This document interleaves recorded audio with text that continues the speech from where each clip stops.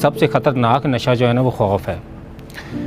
चूँकि 2020 में खौफ को बड़ा मार्केट किया गया और बड़ा एडवर्टाइज़ किया गया और बड़ा बताया गया कि भाई खौफ है, हर जगह खौफ है, मौत का खौफ है, गुर्बत का खौफ है, फ़लाँ खौफ है, फ़लाँ खौफ है। कि ये खौफ तो कोई नया खौफ नहीं है। क्या मौत का खौफ पहले नहीं था? क्या गुर्बत का खौफ पहले नहीं था? मेरी बात सुनो, सिगरेट नहीं पिलाते तो चाय पिला दो यार, कितनी ठंड लग रही है। गुम होने का खौफ भी होता है, बाज़ औक़ात लापता होने का खौफ भी होता है। तो हमारे यहाँ हम तो बड़े सारे खौफ पाल रहे हैं ना। मतलब कि पहले कोई हम शानदार ज़िंदगी कब गुजारते हैं, हम अपने मिसाल ले लेते। आप ये बताएं कि हमारे यहाँ जो नौजवान नस्ल है वो किस खौफ में ज़िंदगी गुजार रही है? नौकरी नहीं मिलेगी, ये खौफ उनसे जूते साफ़ करवाता है, ये खौफ ही तो सब कुछ करवाता है। एक नौजवान इंसान जिसकी नई उमंगें, जिसकी नई उम्मीदें, जिसके नए ख्वाब, वो सारे रौंद दिए जाते हैं खौफ के नीचे। बेशक हम लोग मुसलमान हैं, हमारा अकीदा दिलो जान से कि अल्लाह ताला हमारे रिज़्क़ का ज़ामिन है, लेकिन इंटरनलाइज़ नहीं है हमारे अंदर। हमारे अंदर इंटरनलाइज़ हो तो फिर हम लोग चापलूसी करें, फिर हम लोग अमीर को अहमियत दें। जिनके पास इक़्तिदार है, जिनके पास वसाइल है, जिनके पास ताकत है, वो तो होते ही मुसलमान 50-60 साल की उम्र में। क्योंकि 50 साल के बाद तो वो तौबा करते हैं। तौबा करने के बाद उन्हें दीन समझ आता है। जितने भी डाकू, बदमाश, जानी, कातिल, शराबी, लुटेरे, दहशतगर्द, सूदखोर, रिश्वतखोर, जिनसे एहतसाल करने वाले जितने भी ये लोग हैं, बुढ़ापे में आप देख लें, आप कहेंगे इनसे तो नेक आदमी कोई नहीं। अब वो बड़े एतमाद से कहते हैं कि बेशक सारी जवानी गुनाह में गुजारी, लेकिन अब तो हमने तौबा कर ली है। ऐसे तौबा नहीं कबूल होती। ऐसे कैसे? तो इतनी इंसानों की ज़िंदगियाँ बर्बाद करने के बाद आप तौबा कर लें 50-60 साल की उम्र। खौफ से ना, मौत का खौफ आ जाता है। उन्हें पता है कि 60 साल के बाद तो अब मरना ही, अब जीना तो नहीं है ना। अब जिएंगे कैसे? वो तो अगर उन्हें ये पता, अगर मैं आपसे शर्त लगा लूँ कि अगर ये कोई साइंस ऐसी वैक्सीन बना लेती है जिससे आपकी ज़िंदगी 100 साल और बढ़ जाए, तो देखना कोई भी 60 साल की उम्र में तौबा नहीं करेगा, ना नमाज़ें पढ़ेगा।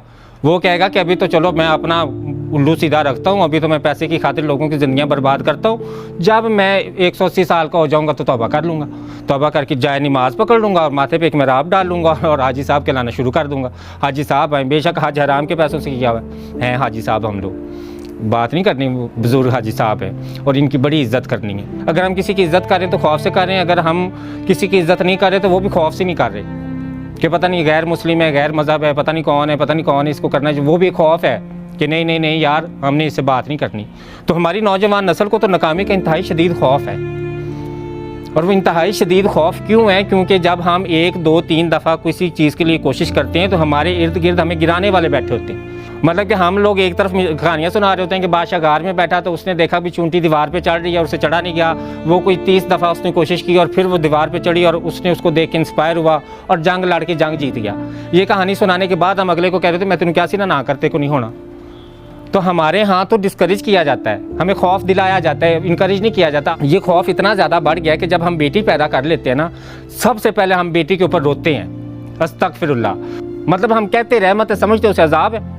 बेटी के पैदा होने पे सबसे पहले रोते हैं। तो इंसान क्या, जब हम इर्द गिर्द के मोहल्ले वाले उसको तसल्ली देने जाते हैं कि नहीं नहीं बेटी पैदा होगी तो ना रो, क्या जवाब देता है? बेटी से डर नहीं लगता, बेटी के नसीबों से बड़ा डर लगता है। जो वो जब बड़ी हो जाती है तो उसको सारी ज़िंदगी हम ये सिखाते हैं कि बेटा खामद के घर मर जाना, लेकिन निकल, जनाजा आए, लाश आए, जिंदा ना वापस आना।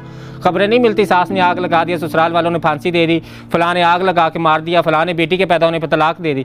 पिछले दिनों वाक़या जो आया कि औरत अस्पताल से बेटा किसी का उठा लाई, अपनी पैदा की बेटी वहीं छोड़ आई। तो उसे खौफ था ना कि खामद तलाक दे देगा। और खामद क्यों खौफ खा रहा है बेटी के पैदा होने से, वो मैंने आपको बता दिया। बड़ा हमारे पास एक अच्छा जुमला है, और वो जुमला क्या, नहीं बेटी के नसीबों से डर लगता है, बेटी से तो डर नहीं लगता। हमारे मुआशरे में एक वबा कोरोना नहीं, कोरोना का तो नंबर मेरा ख्याल बाद में आना चाहिए था। हमारे यहाँ जो वबाएँ हैं वो तो हवस की हैं, हमारे यहाँ वबाएँ तो लालच की हैं, हमारे यहाँ वबा तो जुल्म की है, हमारे यहाँ वबा तो खुद गर्जी की है, हमारे यहाँ वबा तो बेहिसी की है। तो ये वबाएँ भी तो मुतहिद होकर ख़त्म होनी थी ना। अगर हम लोग एक कोरोना को मुतहिद होकर ख़त्म करना चाहते थे तो हमें बाकी वबाओं के ख़िलाफ़ भी जो है ना मुतहिद होकर लड़ना चाहिए। कि 2020 के अंदर हमें सबक मिला जो है ना, वो इत्तेहाद और इंसानियत का मिला।